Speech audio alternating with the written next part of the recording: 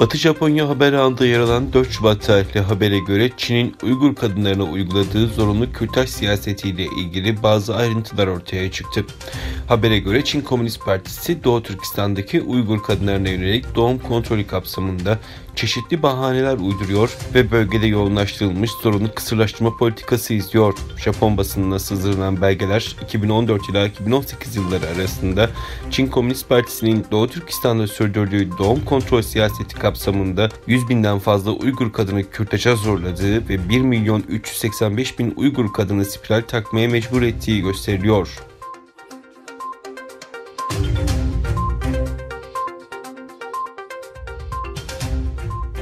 5 Şubat Gulca katliamının 24. yıl dönümünde Belçika'nın başkenti Brüksel'de Albertin Meydanı'nda toplanan Belçika Uygurlar Derneği ve Türk sivil toplum kuruluşları Doğu Türkistan'da Uygur Türklerine karşı uygulanan baskı ve işkencelere tepki gösterdi. Yaklaşık 100 kişinin katıldığı gösteride Uygurlara özgürlük, soykırımı durdurun, toplama kamplarını kapatın yazılı pankartlar açıldı. Diğer yandan Uluslararası Doğu Türkistan Teşkilatlar Birliği 5 Şubat Gulca katliamı vesilesiyle bugün İstanbul'da basın toplantısı düzenledi.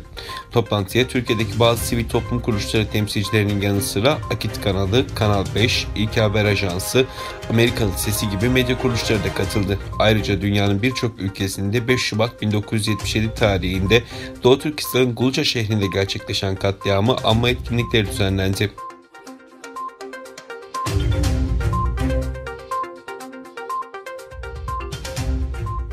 Kanada Federal Parlamentosu Alt Komitesi Başkan Yardımcısı ve Blok Quebec Milletvekili Alexis Bernard Laducoppe tarafından hazırlanan ortak mektuba aynı partiden birçok milletvekili imza attı. Mektupta Çin'de düzenlenecek bu oyunlara katılmak, kendi halkına karşı, insanlığa karşı en kötü suçları işleyen bir rejimin menfaati için sahnelenen uğursuz, kendini yücelten bir gösteriye katılmak anlamına gelecektir denildi. Olimpiyatları boykot etmeyi sporcuları cezalandıracak diplomasi yöntemi olarak gördüklerini belirten milletvekilleri, Çin hükümetinin soykırım kampanyasını sürdürmesi halinde Uluslararası Olimpiyat Komitesi'nden oyunları başka bir ülkeye taşımasını talep etmek için hala zaman olduğuna inanıyoruz denildi.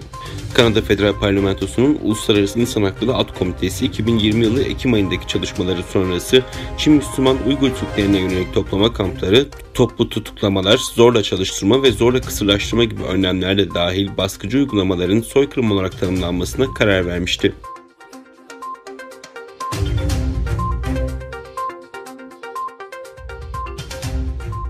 İngiltere'nin gazeteci kimliği kullanan 3 Çinli casusun gerçek kimliklerini ortaya çıkararak geçen yıl sınır dışı ettiği öne sürüldü.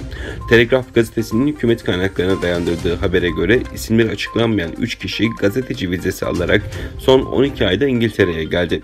3 farklı Çin medya kurumuna çalıştıklarını söyleyen kişilerin esasen dış istihbarattan sorumlu Çin Devlet Güvenlik Bakanlığı mensubu olduğu anlaşıldı.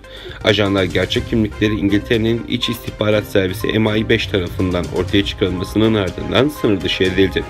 İngiliz medya denetim kuruluşu Ofcom, dün ülkede İngilizce yayın yapan Çin küresel televizyon ağının editoryal sorumluluğa sahip olmadığı gerekçesiyle yayın lisansını iptal etmişti.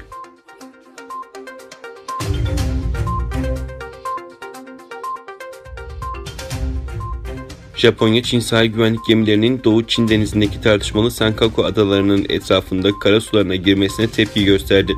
Kyodo'nun haberine göre Dışişleri Bakanlığı'ndan üst düzey bir yetkili, Çin'e ait 2 geminin dün Japonya karasularını ihlalinin protesto edildiğini söyledi. Yetkili Çin tarafına söz konusu ihlalin kabul edilemez olduğunun ifade edildiğini belirtti.